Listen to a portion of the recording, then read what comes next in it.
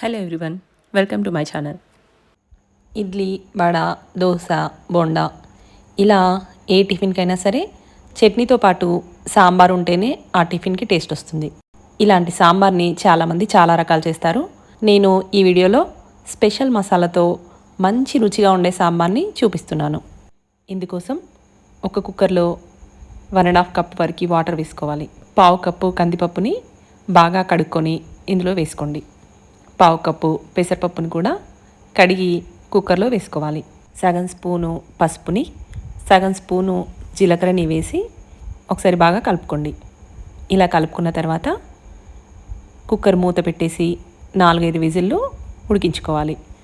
పప్పు మెత్తగా ఉడికేలాగా ఉడికించుకోవాలి. 4-5 విజిల్లు వచ్చాక కుక్కర్ మూత తీసి ఒకసారి పప్పుని మెత్తగా రుద్దుకొని పక్కన పెట్టుకోండి. ఇప్పుడు సాంబార్లో వేసే మసాలాను తయారు చేసుకుందాం.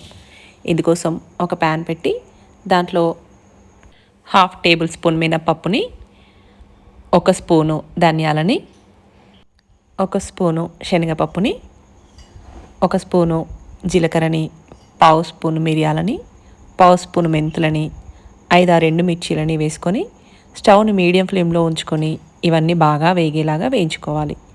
ఇవి కాస్త వేగిన తర్వాత పావు కప్పు కొబ్బరి పొడిని కూడా వేసుకొని స్టవ్ని మీడియం ఫ్లేమ్లో పెట్టుకొని ఇవన్నింటినీ కలుపుతూ వేయించుకోవాలి. మంచి సువాసన వచ్చేదాకా వేయించుకున్న తర్వాత స్టవ్ ఆఫ్ చేసి వీటన్నింటినీ ఒక మిక్సీ జార్లో వేసుకోండి. ఇవన్నీ చల్లారేదాకా పక్కన పెట్టుకొని చల్లారిన తర్వాత కొన్ని నీళ్లు పోసి మెత్తటి పేస్ట్ లాగా రుబ్బుకొని పక్కన పెట్టుకోవాలి. ఇప్పుడు స్టవ్ ఆన్ చేసి ఒక బౌల్ పెట్టి అందులో 2-3 స్పూన్ల వరకు ఆయిల్ వేసుకోండి. ఆయిల్ బాగా హీట్ అయిన తర్వాత 1 స్పూన్ జీలకర్ర వేసుకొని వేగనివ్వండి. జీలకర్ర వేగిన తర్వాత 1 స్పూన్ ఆవాలు వేసుకొని ఆవాలు చిటపటమన్న తర్వాత 4-5 పచ్చిమిర్చిలని సన్నగా ఘాటు పెట్టుకొని వేసుకోండి. 2-3 ఉల్లిగడ్డలని సన్నగా పొడుగ్గా కట్ చేసుకొని వేసుకోండి. ఉల్లిగడ్డల్ని బాగా ఫ్రై చేసుకోవాలి. ఫ్రై అయిన తర్వాత 1 స్పూన్ అల్లం వెల్లుల్లి పేస్ట్ వేసి అది కూడా ఫ్రై అయ్యాక 1 స్పూన్ పసుపు వేసుకోండి. పసుపు పచ్చివాసన పోయిన తర్వాత శుభ్రంగా కడుక్కొని కట్ చేసుకున్న కూరగాయలని వేసుకోవాలి. ఇందులో నేను 3-4 మునక్కాయలని, 1 క్యాప్సికమ్ని, 1 క్యారెట్ని, 1 టమాటాని కొంచెం పెద్ద సైజు ముక్కలుగా కట్ చేసుకొని వేసుకున్నాను. ఇప్పుడు 1 చిటికెడు ఇంగువని, 1 పావు స్పూను జీలకర్ర మెంతుల పొడిని వేసుకోవాలి.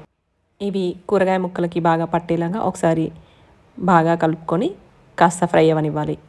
ఇవి ఫ్రై అయిన తర్వాత మనం ముందుగా పేస్ట్ చేసి పెట్టుకున్న మసాలా పేస్ట్ని ఇందులో వేసుకోవాలి. ఈ మసాలా అంతా ముక్కలకి బాగా పట్టేలాగా ఒకసారి మంచిగా కలుపుకోవాలి. మసాలా కాస్త ఫ్రై అయిన తర్వాత మనం ముందుగా ఉడికించి పేస్ట్ చేసుకున్న పప్పుని ఇందులో వేసుకోవాలి. పప్పును కూడా ఒకసారి బాగా కలుపుకున్న తర్వాత 1 కప్పు చింతపండు రసాన్ని ఇందులో వేసుకోవాలి. చింతపండు పులుపును అడ్జస్ట్ చేసుకుంటూ మనం వాటర్ యాడ్ చేసుకోవాలి. నేను దీంట్లో 2 కప్పుల వాటర్ని యాడ్ చేశాను. వాటర్ పోసిన తర్వాత ఒకసారి మళ్ళీ బాగా కలుపుకోండి. ఇప్పుడు రుచికి సరిపడా సాల్ట్ వేసుకోండి. ఇందులో నేను 3 స్పూన్స్ వరకు సాల్ట్ వేశాను. పులుపుని బ్యాలెన్స్ చేయడానికి 1 చిన్న నిమ్మకాయ సైజు బెల్లాన్ని వేసుకోండి. 1 కట్ట కొత్తిమీరని చిన్నగా తురిమి వేసుకోవాలి.